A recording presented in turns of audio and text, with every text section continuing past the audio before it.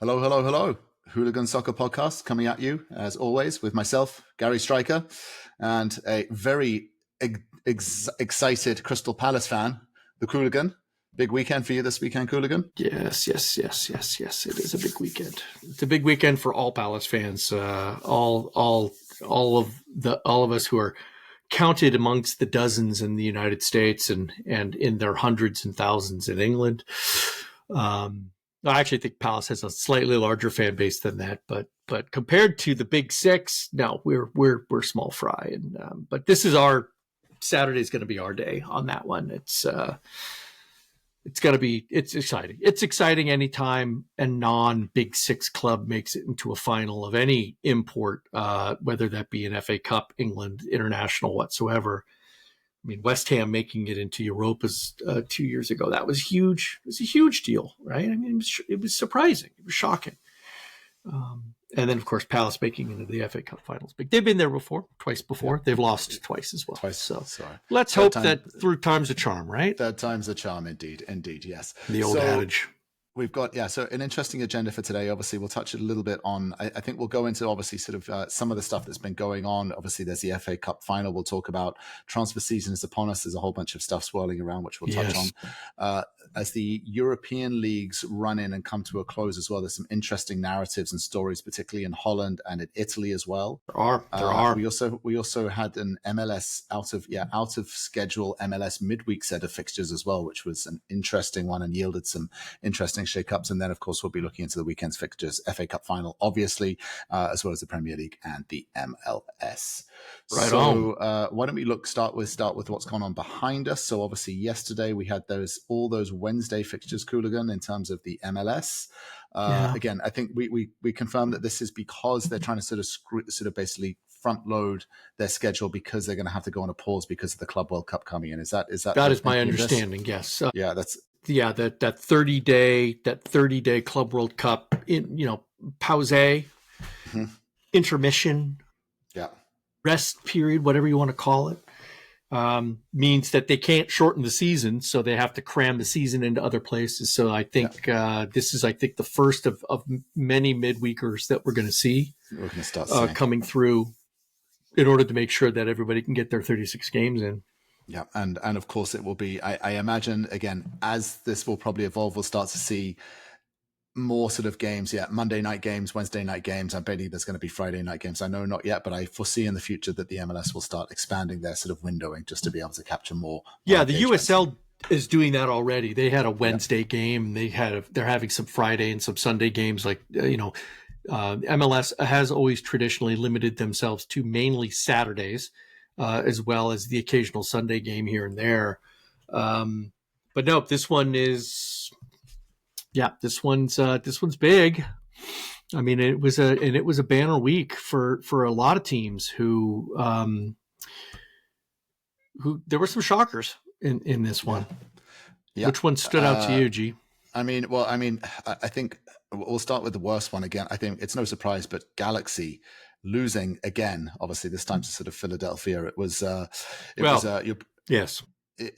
not a surprise, but what is surprising is that this sort of just downfall continues to spiral worse, and there doesn't seem to be any end in sight. And again, I know we've discussed this before, but what can they do to arrest this? And it seems like the only thing that they could do is change the manager and hope for a bounce. That's the only thing I could potentially see, right? Because as I say, there's no GAM money. They can't sell any of their fading stars, the Marco Royces or anything like that. So I just don't know how long this goes on. I mean, look, they got off to a good start. They were 2-0 up after 37 minutes, and then Philadelphia just turned it on. And there it is. Tyberibo, baby. That was exactly right. If you didn't say it, I was. I think even more than the fact that they lost, which was bad. Again, it was the nature and the way that they lost. Mm-hmm. They had it. To go up, and threw it away. To go up on the road against, and then concede like that.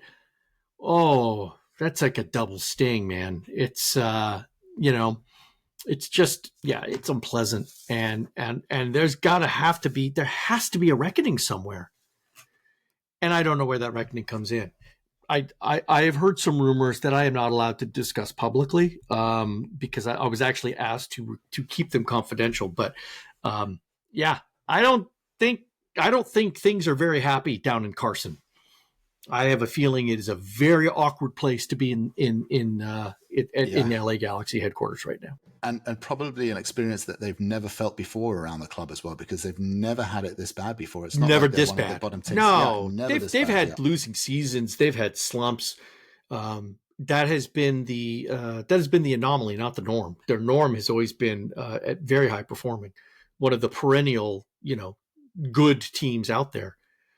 And that's just not the case anymore. And it remains to be seen whether they'll be able to, like we said, can they get their way out of it? They certainly can't buy their way out of it. They may just have to wait it out. And this could end up being a long-term wait, depending on how they go about it. We won't know. It's not. I can't even really speculate what will happen on that. But suffice to say, if you're a Galaxy fan, yeah, it ain't getting any better anytime soon. So just strap yourself in or drink yourself into a stupor, because those are your only two choices. Those are your only two choices, exactly. And speaking of drinking into a stupor as well, why don't we move over to the other crazy game of the San Jose Earthquakes against Miami yesterday? Yeah, that was that was a banger of a match. That was goals.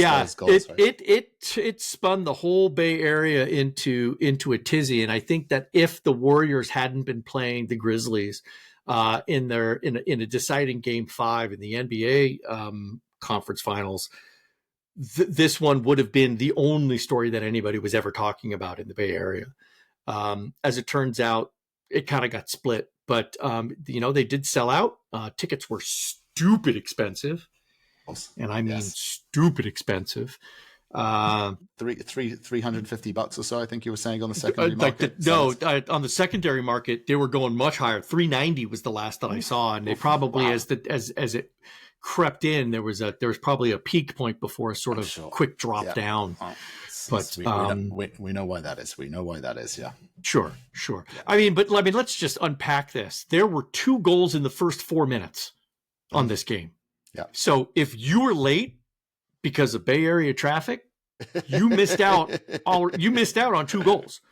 I mean, Miami scored in the 40th second, for Christ's sake, and then Cristiano Ronaldo equalized, at like 2 minutes and 30. Holy crap! What a start! Yeah. And in fact, every goal was scored. There were 6 goals. It was a 3-3 draw, and 5 of those goals were scored before halftime. Amazing. Yeah, amazing. So they just got out, ran crazy, ran rampant, ran everything. And then that was crazy. And your boy Messi got a little chippy with the officials afterwards, and earned himself a yellow card as a result of it. Post match, which shows that he's not above the law, and obviously if he step out of line, the officials are gonna come down on him, which they should do as well. He shouldn't get any special treatment. He doesn't have the. I mean, yes, he's captain, and yes, he's all that, but he doesn't have the right to ask disrespectfully. And when you see it and you walk back, that referee is pissed. He is not happy with him, and so. Yeah. Interestingly, there was I was watching my local newscast, and the Miami story actually topped that one. And there's a young sports reporter on the channel that I watch, and I'm not sure what her background is, but a sort of intoxicated Earthquakes fan tried to cram in on her live feed, and I swear she elbowed that guy like in the neck and then shoved him off the frame, all without missing a beat in the story coverage, right? And you could hear him off screen screaming, "Fuck Messi, fuck Messi." I mean, the passion is real, Gary, even in San Jose. It is. Even in San Jose, they love their rabble rousing. So I think it's good for U.S. soccer. It's good for U.S. soccer. We need to like set up like an email address where we can reach out, get these people to reach out to us, and maybe we can communicate with them as well. Because there seems to be this trend of like these sort of like people on the peripheries involved with the clubs, whether it's fans, newscasters, and things, who sort of like seem to have an impact every day, right? I'm thinking of the social media manager of Minnesota, who obviously had David Beckham sort of pissed off as well. This news report, there's all of these people around the country that are having an impact on it. Yeah. I could say this, that poor intern is having a really hard time justifying Minnesota's performance against Houston, though. They did not do well. I mean, that was not pretty. Yeah. I saw that. That was a surprise. Against a team that has been so bad this year, and Minnesota's been so good, they just stumbled. It's a midweek stumble. The only thing I can think of is yesterday Texas woke up on a weather front and suddenly we hit 106 yesterday as well. So maybe there was a weather factor as well, and that was a lot. Oh, I hadn't thought of that. Here in Texas, it suddenly exploded, and suddenly we hit 106 yesterday. And in Houston, that heat is wet. It's nasty. Yeah. I mean, they're used to humidity up in Minnesota, but still, that's possible. The weather factor. Good call. Yeah, that's a good one, G. I like it. The other one results as well that obviously I love to see as well. One of my new favorite MLS newcomers is San Diego. Obviously, they got a win against Colorado, and they are now back up into the. I think they're back up into the second. I think in the they're second place now. Yeah, second. So this is finally Austin. Oh my God, Austin's finally where they deserve to be. No disrespect to your town, but they've not been. Yeah, they haven't deserved. They really just got lucky to be up there as well. So they were there. But yeah, it's great to see San Diego. Yeah, all the way up in second as well. I mean, obviously, look, Vancouver are the runaway sort of, I would say the form team at the moment. And even though I think they drew yesterday, didn't they, Vancouver? I think they got a 2-2 draw if my memory serves me correctly. Let me just check and confirm that. Vancouver, no. No, Vancouver didn't play. They had a bye. They didn't play. Oh, they had a bye. That's right. They had a bye. Okay, yep. No, Vancouver had a bye. So there was no change for them in what they did. But there were a lot of draws. So there were a lot of draws in the Wednesday matches. 1, 2, 3, 4, 5, 6 draws out of the fixtures, out of the 15 fixtures. That's a decent amount. And this one actually truly, caught my attention was Montreal. Drew Columbus Crew up in Canada. I was surprised by this. I mean, the Crew, for all intents and purposes, should have just run over them like roughshod, and it didn't happen. So Montreal had a win last week. They had a draw this week. That's 2 undefeated weeks in a row. I mean, that's newsworthy up in the north. Just because if you're not on the West Coast, you're not getting a lot of love from the fans, and certainly not from the score lines. Yeah. It's been tough. It's been tough. It's been tough. Wow. Yeah. Okay. So and I also have to call out this one. I have to call out this one because this is big. What is going on in Charlotte? They have absolutely and completely bottled it. They lost again, 3-1. In this fixture, and if unless my dad is mistaken me, that's their 4th loss in a row. Wow. Okay. That's a bad trend, right? That's a bad trend. Mm-hmm. Mm-hmm. So I think something's seriously wrong there. They were in first place in game week 9. Yeah, they're now down to 7th. That's a 6-point slide in 5 weeks, 5 games. Not pretty. Not pretty at all. Not pretty at all.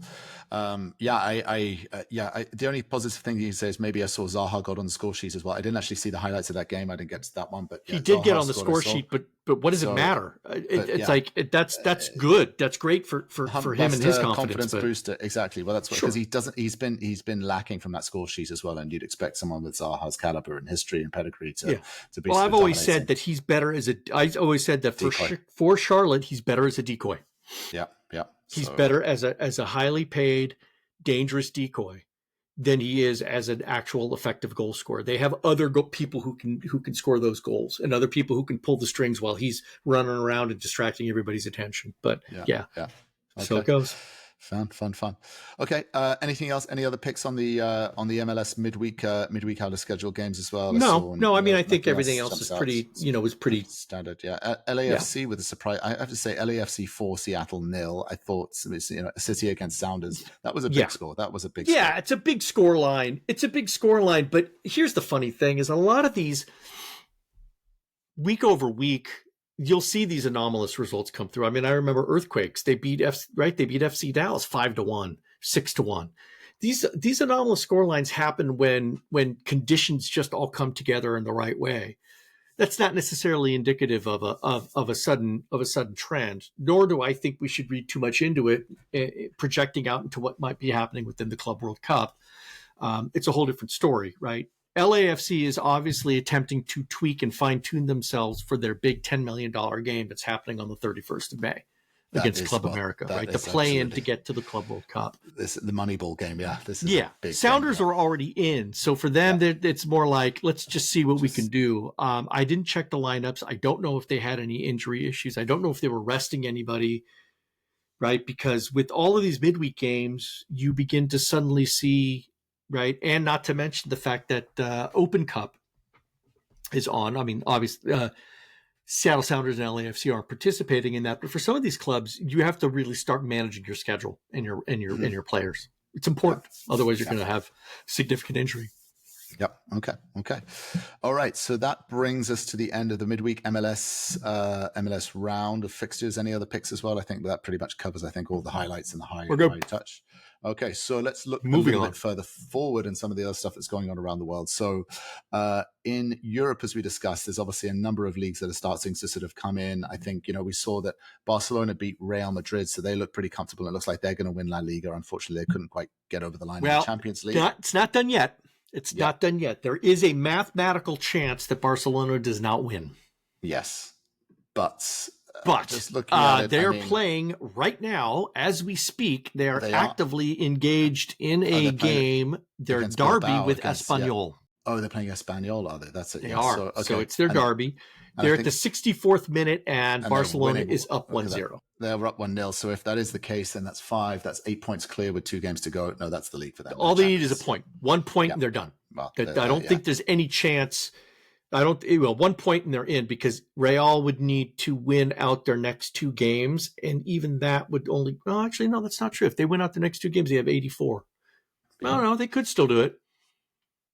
But a win, and they're in. Yeah, a win and they're in. Okay, so that looks like that's La Liga wrapped up. Okay, so then I think let's go to your. I know you've got your Palace shirt on, obviously, because you have an FA Cup final, but your other team as well, your Dutch team. Let's look at. Ajax. Obviously, with the pedigree and the history of them, what has gone on there? Do you want to explain that? Right? Yeah. No. This is bad for them. This was a season where they were hoping, they had a decent run of form in Europa. They weren't great, but they at least made it out. They went through the knockout rounds. They went into, I believe they got knocked out in the round of 32. But with 9 games remaining, they had a 9-point gap between PSV. They had really done some good business at the beginning of the season and kept them and put themselves out with a really comfortable cushion. But in their last 4 games, they've only scored 2 points. They've only earned 2 points off 2 draws. They have the worst. They have the worst. Losses, they have the worst track record over 4 games or 5 games. Look at that. And than almost any other team.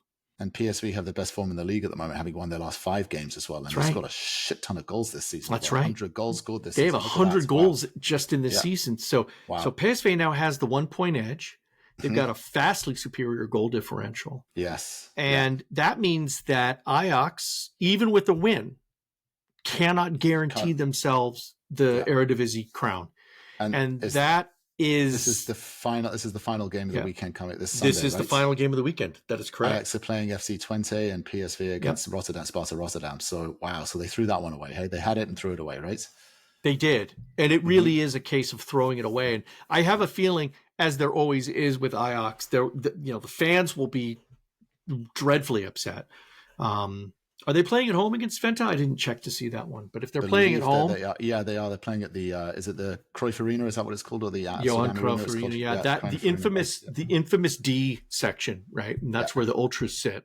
That is not going to be a fun and pleasant place to Not be even near. with wow, what a fun trip that would be as well. Just to go and Even drink, well, no, I gotta say, drink some Amstel and go to the red light district and smoke some weed and then go and watch Ajax play as well. That would be a great stadium in that arena to play. Have you been? Yeah, I've been. I preferred the old stadium. I mean, I think Cruyff's is a stunning arena. It's a stunning arena and it's beautiful and it sits on a main transportation line. But I still preferred the old training grounds where the youth used to play. I used to go there every weekend. I used to go every Saturday and watch the kids play. As a young lad, yes. Okay. Yeah, it was fun. Okay, wonderful. It was fun. Wonderful. But no, Ajax. Yeah, I think they blew it. I think they blew it. The silver lining I will say is it looks like even if they do finish second, they qualify for the Champions League. So Ajax will be back in the Champions League. So there is a silver lining to that. Well, that is good. Yeah. I think and I think the Champions League will be a better place for it. Yeah, with a team like Ajax and their pedigree and their history, absolutely. And then moving over to Italy as well. This obviously is. Well, hold on. Let's just go. Let's just go nearby Bundesliga. Right, as we've mentioned in previous pods. Right, Bayern have clinched. They're in. Done it. Yeah. Next up, Club World Cup. Perfect opportunity to promote our new and upcoming podcast, yes. The Club World Cup, a global showdown, in which myself, the Qooligan, and my slightly less handsome co-host Gary Stryker will be breaking down all of the Club World Cup groups, divisions. So please go on to your favorite platform, like and follow us on that because it's going to be a rollicking good time. It is indeed, yeah. But now we can go to so Bundesliga, Bayern won. Congrats to Kane. Blah blah blah. Everybody's happy. They solved their relegation trouble, so now everybody knows what's happening with relegation. Poor Bochum, a club that I have a soft spot for. They're down. Kiel dropped down after coming up. They were a single season visitor, and then Heidenheim is going into the playoffs, the relegation playoffs. Along with the second and third place winners, I believe, from the Bundesliga B, the second division, right? Okay. So, okay. Yeah. Wow. Wonderful. Wow. Now we can go to Italy.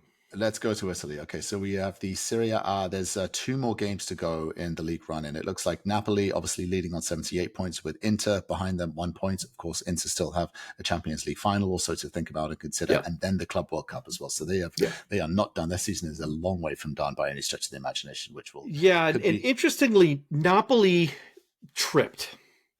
Their last game, they had a game in hand. So they had a game in hand over Inter, and so it was sort of seen as a bonus. Yeah. But they bottled it. They were playing in Genoa, and they ended up drawing. They drew 2-2. Yeah. They were at home. Mm-hmm. Napoli was at home, and they ended up giving away 2 points. That is unlike them. Yeah. So Inter, being as merciless and ruthless as they are, they've got to be smelling that blood in the water. They're a point behind, but they've got the plus 12 goal differential. Yes, they so do. Look at they that. have the edge. If it gets into evens, they're the ones coming out on top, right? Mm-hmm. Yeah. The only X factor here is Napoli has a, quote, easier set of fixtures. They're playing Parma and Cagliari, who are 16th and 14th, right? Okay. Yep. The teams in the bottom half of the Italian league have kind of just given up. I mean, they are all in crap form. But both teams are also playing for safety. They desperately need points. So will it be a walk in the park? No. Inter, on the other hand, they're finishing at Lazio, which is going to be tough as nails. They are, and then they're also playing against Como, who, although they're sitting at number 10 and don't have anything to play for, best form in the league by the looks of it, right? Yeah, best form in the league. They had a 5-game winning streak. That's exactly right. So. That is our one of our favorite pundits, soccer club. Thierry Henry is a co-owner of that, and he and Cesc Fabregas bought that and brought that team up to do. They did a Wrexham style where they bought that team, Lake Como, and brought. That's right, and they've moved up, and this is Fabregas's very first season as the management. As management. Owner manager, yeah. Owner manager, and well, here's the thing. I mean, because they were in the Serie Serie B or C, I think B. I think when they bought them, they were in C, and then they got them up and then up again as well, I believe. Yes, yep. And so, I mean, I think there's definitely I mean, it's probably a tried and true. It's an old story, but it's still worth noting that this is their first season up from the lower divisions, and they're not even close to the relegation zone. No, so they're well comfortable. done. They are well very, done. very comfortable in there as well, and with the great form as well. Look at that, straight wins all the way. So I agree. Okay, wonderful. So one more. No, man, we're not done. There's more. There's more to Europe. There's more to Europe than just Italy, Germany, and the Netherlands. Gary, go on. What are we going to talk about? The Hungarian league next, or which one? Where are we going? Estonia. I mean, come on. No, I'm just kidding. Actually, we have to talk about the Portuguese Liga. Okay. So we've got Portuguese Liga. Sporting and Benfica are neck and neck. They each have 79 points. There's one game remaining. Wow. Look at Sporting has a +3 goal differential. Yes. And Benfica has to travel to Braga, right? To that Braga, and to their gorgeous stadium that's actually made out of an old quarry. It's a rock, isn't it? A rock, they're on the side of a quarry. Yeah, it's a quarry, and it's very cool. It's super cool. So Sporting gets to play at home, but they're playing number 5, Vitória. I mean, this is how you should end a season, right? The top 2 teams playing 2 other teams that are sitting inside 4th and 5th, who are themselves probably playing to try and get Europa qualifying or championship qualifying. This is, I mean, you don't get any better than that. You simply don't. Yeah, it's perfect. It's a perfect way to end a season, and it will sadly result in heartbreak for half of the teams playing. But in any case, for the neutral, this is the shit. So it's well done, Portugal. This is bringing the class. The business end of the season is really coming together, isn't it? It really is fantastic how they're doing it, for sure. Now we may move on from Europe. Okay. Well, I think we're going to stay in Europe, and we're going to go over to England because So we're excuse going to me. Whoa. Final. Were you not there during Brexit? They are not a part of Europe anymore, Gary. European Union. You need to be very specific in what you're saying. The European Union, yes, is a bureaucratic sort of dominion. As Europe, they are still part of the continent Europe. They are just they're just not part of the European Union. There is a nuance there you go. Well. There you go. And no, I was. I will take that political correction. I did leave 6 months just before Brexit, strangely enough, and became a US resident just then. So was not there for it. So anyway, okay. So staying in Europe, but not mainland Europe. Obviously, going over to the islands, we have this magical oldest cup competition in the world, the FA Cup. I know we've done previous episodes on it, and so you can go back and listen to it if you're interested. But we have magical sort of fairy tale story. I don't think it's fair to say a David versus Goliath, because you have I wouldn't call Crystal Palace a sort of a David, as it were, or a small team, but they definitely traditionally it's normally been the top 6. When there's not a top 6 team in there, generally what happens is everyone gets behind them and wants them to win this as well. This will be Crystal Palace's, not, I wouldn't say that their first piece of silverware, but their first time winning the FA Cup, if they can get over the line and beat Man City. It would be their first significant piece of silverware. Didn't they win the old championship or the old? They've run some old stuff way back in the day, but I mean, remember, this is a very old club, and so it's nice. I'm sure they have some really fine pieces of antiques inside their trophy case, but it's not the same. It's not the same, right? Yes. It would be their first. It would be their first major trophy. Yeah.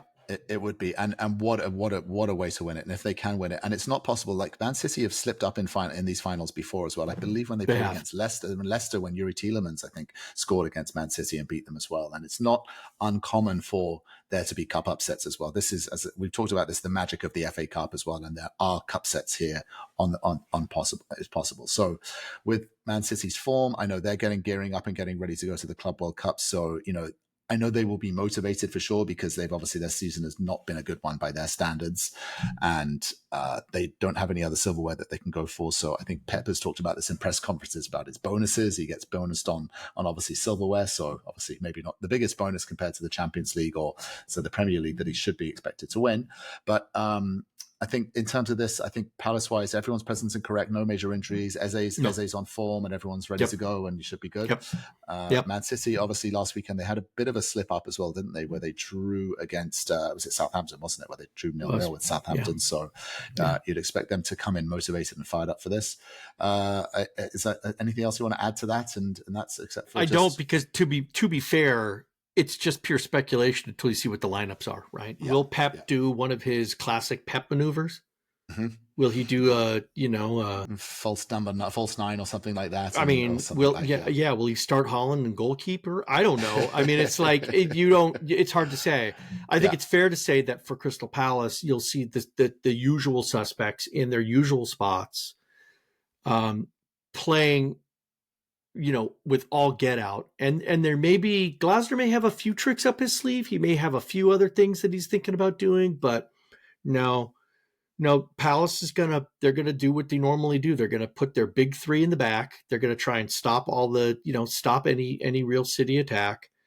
And they're going to try and counter the shit out of them. I mean, that's their gig, right? They're going to, give it to Eze, who can feed it to Mateta, make Munoz run up make Munoz blaze up the sidelines to get some, some cross, make sure that Lerma's doing his thing, make sure that, and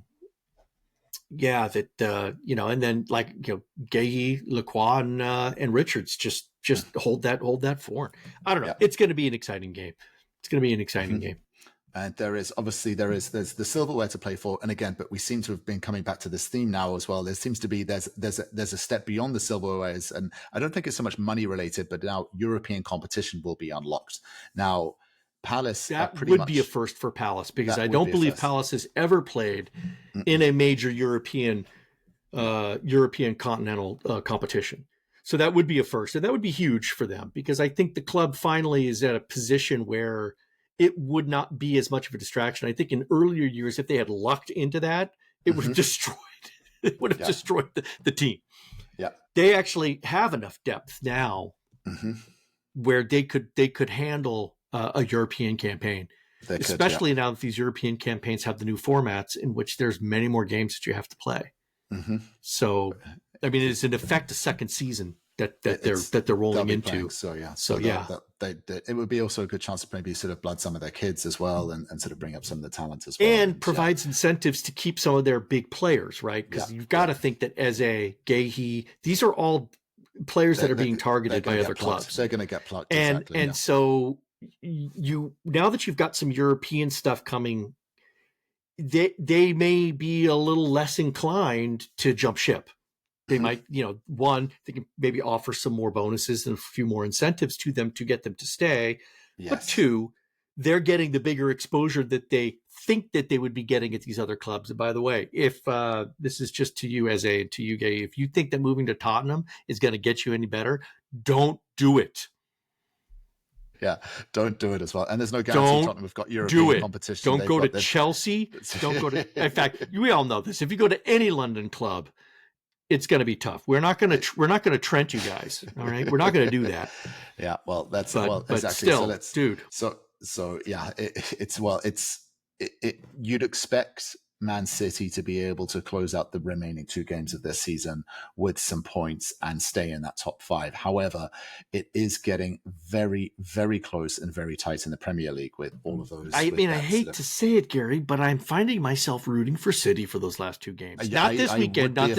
City, you're dead to me. Yeah. Crash, burn, die.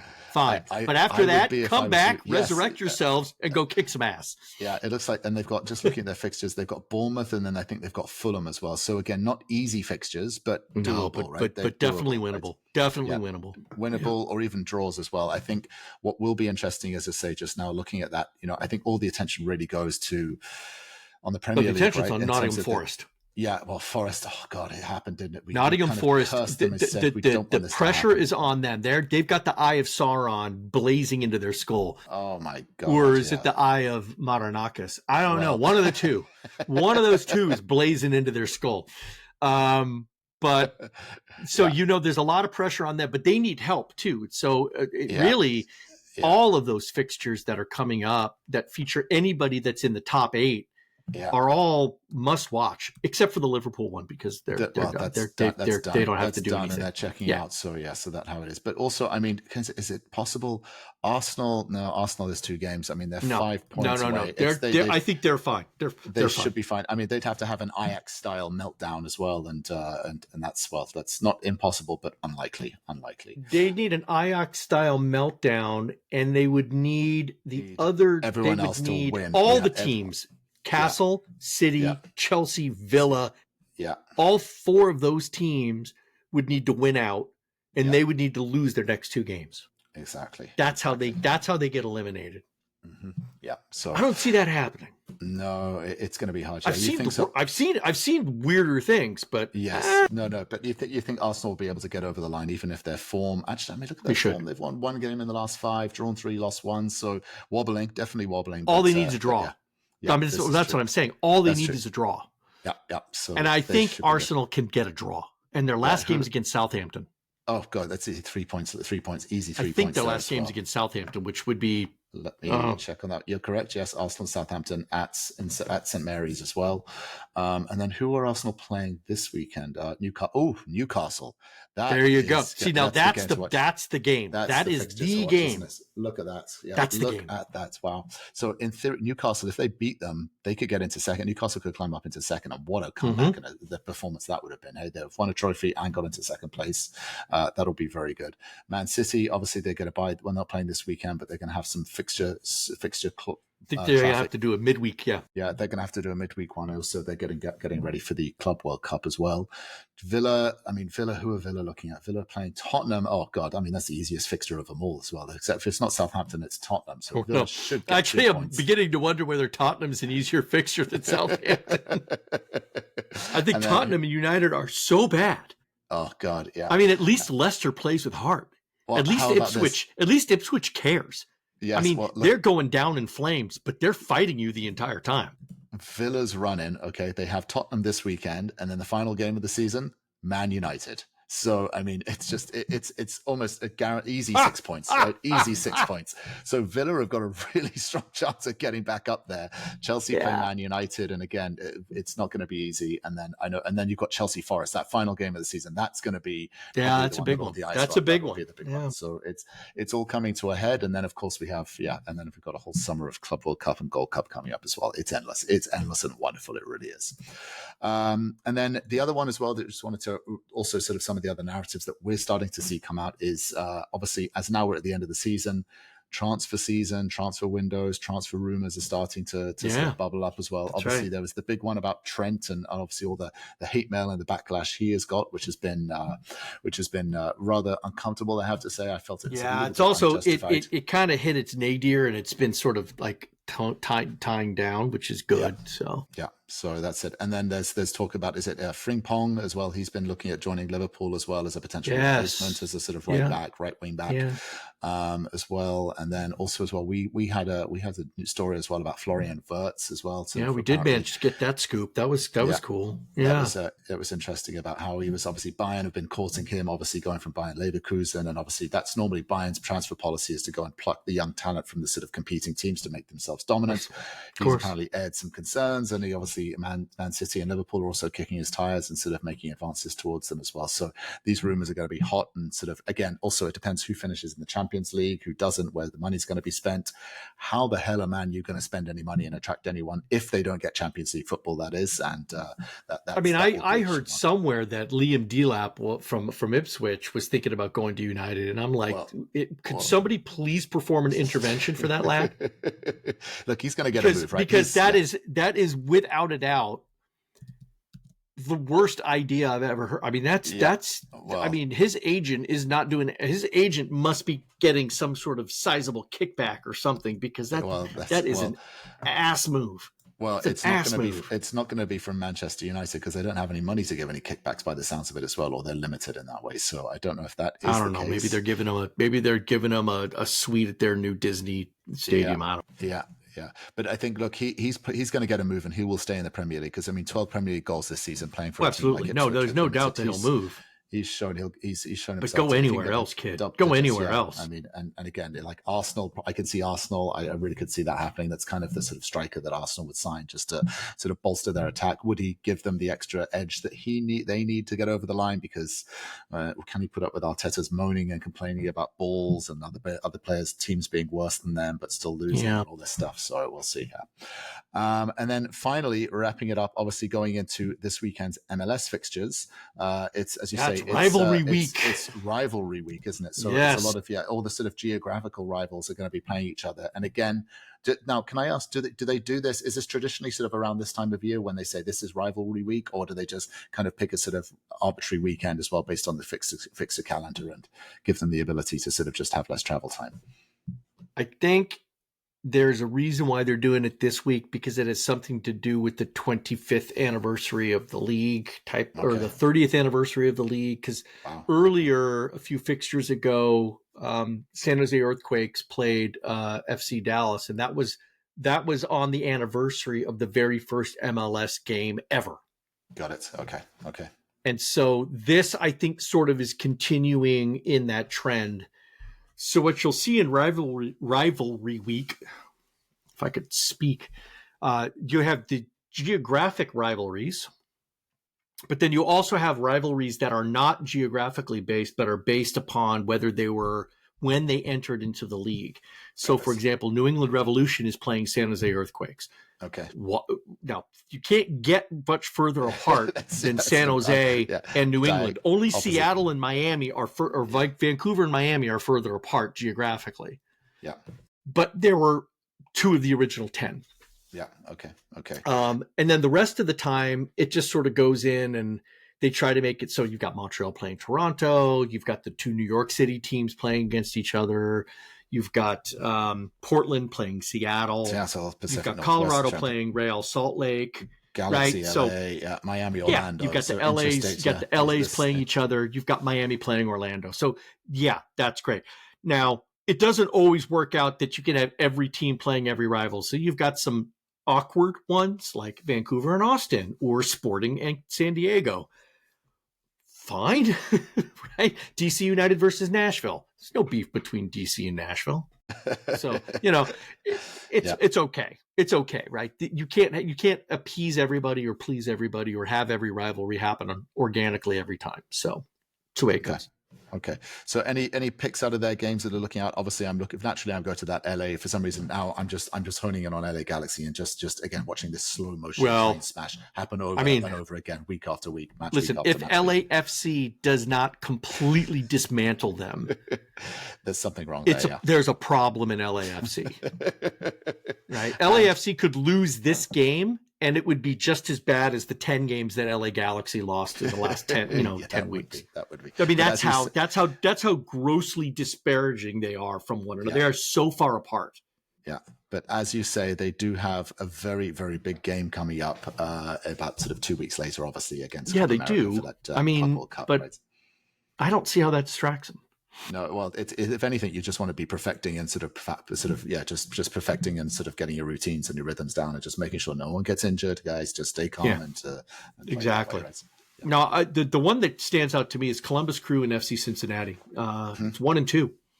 Oh yeah, that's good. Yeah, I think it's 1-2 in the East, and I mean FC Cincinnati's been Crew dropped down to 3rd. So but these are 2 really strong teams, and this is a true regional rivalry. They are only separated by I think 80 something miles on an interstate, and so this is legit, right? It's a legit rivalry. You got the Battle of Ohio's, the 2 C's in Ohio, Columbus, and then the Texas rivalry, Dallas against Houston. That's like 2. I would normally be like, 2 punch drunk Texans going at each other as well. They're both really, really. It's funny. Dallas is not that bad now. They are.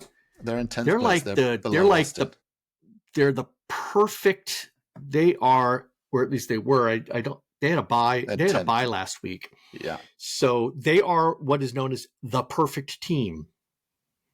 in the sense They of have what to 4 play wins, against? 4 draws, 4 losses, Well, I wouldn't 16 call that points. perfect, but No, very but in the balanced. sense that they're you're right. Perfect isn't. They're a level team. Yes, yeah, Very even and very level. consistently bad and consistently good and consistently average, right? Just consistently meh.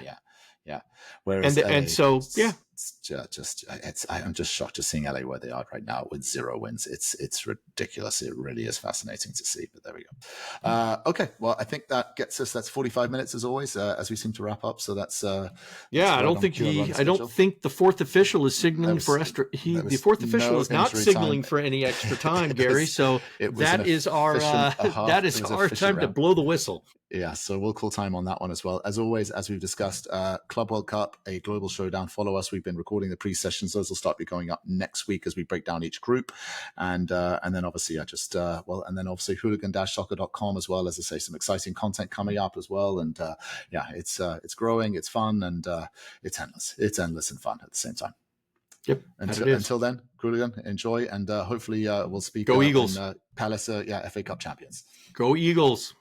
All right. Take care. Thank you. Peace.